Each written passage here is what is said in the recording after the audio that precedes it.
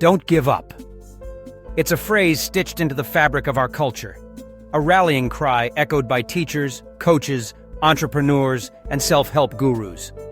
It's the motivational poster on the wall, the advice given at moments of doubt, the voice inside that pushes us to keep going when the road gets tough. But what if this powerful mantra, meant to inspire, sometimes leads us astray? What if it becomes a trap, a psychological pitfall known as the sunk cost fallacy? Picture this: a runner, legs burning, stuck waist-deep in quicksand. The crowd shouts, "Don't give up!" But every step forward sinks them deeper. Or imagine someone carrying a heavy box labeled past investment, hours, dollars, years, struggling onward, unable to put it down even when the path ahead is closed.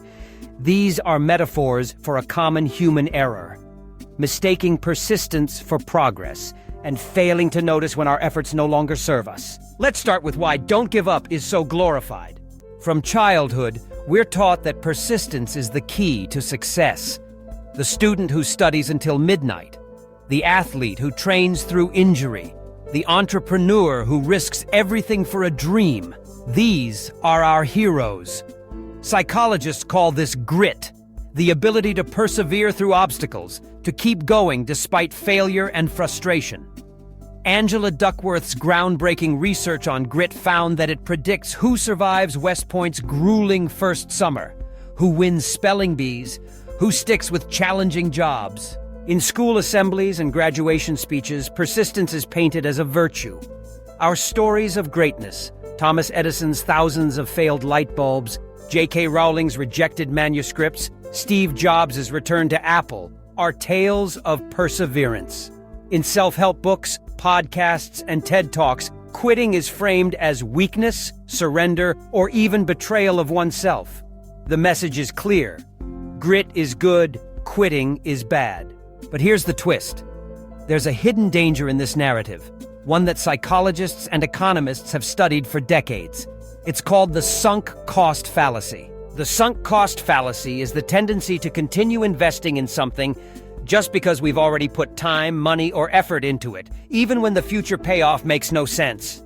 We keep watching a movie we don't like because we've already watched half. We stick with a failing business because we've spent years building it. We stay in unhappy jobs, relationships, or projects, weighed down by past investments, afraid to let go. And the evidence against blind persistence is striking. Let's look at business. About 50% of U.S. businesses survive 5 years. Only around 30% last 10 years. That means the majority, despite grit and effort, do not make it. For every story of dogged persistence rewarded, there are countless others where quitting or pivoting would have been smarter. A meta-analysis of 77 studies found the sunk cost bias is widespread, especially among younger people. We're more likely to stick with failing classes, jobs, or ventures if we've already spent resources on them, even when quitting would save us pain and open new opportunities. Longitudinal studies of career changers reveal a surprising truth. 1 year after quitting, most report higher satisfaction and better work-life balance. They earn similar or higher incomes, feel less stressed, and are more engaged in their new roles. The courage to walk away, to pivot, often leads to growth and fulfillment. Grit, it turns out, doesn't always predict income or status. When researchers compare persistence to opportunity and environment, things like family background, market conditions, or support networks, those external factors matter more. In some cases, grit can even backfire, leading us to pour energy into lost causes, burning out, or missing better paths. So, when does persistence truly pay off, and when is quitting the wiser choice? Persistence works best in high fixed cost, long payoff paths. Think of earning a PhD, developing new technology, or mastering a demanding skill. These journeys require sustained effort because the rewards come late, and the learning curve is steep. Giving up too soon can mean missing out on breakthroughs that only come after years of work. But in other settings, quitting is smarter. When opportunity costs are high, when sticking with one thing means missing out on something better, it's rational to pivot. If feedback is weak or negative, if progress stalls, if mental health suffers, walking away is not failure. It's adaptation. Imagine a road splitting into two paths. One marked persist, the other quit. The best travelers know how to read the signs. They ask, is my effort opening doors or closing them? Are the costs mounting with no end in sight? Is my well-being at risk? Persistence is powerful, but only when the destination is worth the journey. Let's stress test these limits. Age matters. Younger people with more years ahead and fewer sunk costs may benefit from quitting and starting anew. Older adults with deeper investments and fewer chances to rebuild may find persistence pays off more. But even here, the sunk cost fallacy can trap anyone, convincing us to stick with unhealthy routines, unfulfilling jobs, or outdated dreams. Financial safety nets change the equation.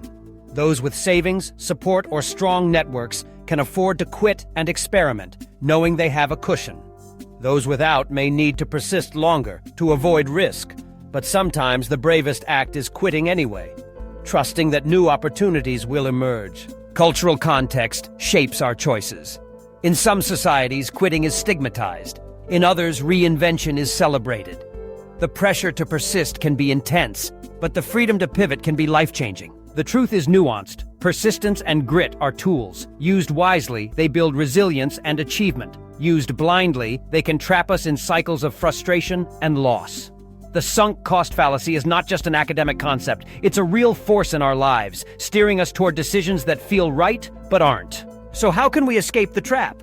Start by pausing. Step back and ask, am I persisting because of hope for the future or fear of wasting the past? Is my effort bringing me closer to my goals or keeping me stuck? Seek feedback.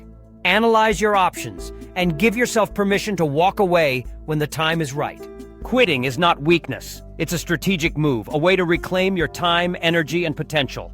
It's the runner stepping out of quicksand, the entrepreneur setting down the heavy box, the student taking the road marked new beginning.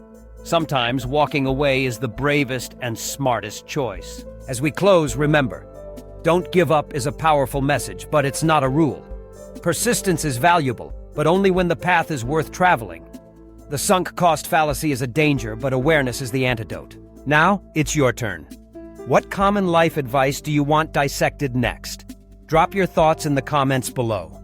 If this exploration made you think differently, like this video and subscribe to Beyond the Quote, your source for critical, empowering stories that challenge conventional wisdom. Let's go beyond the quotes and rethink what it truly means to succeed.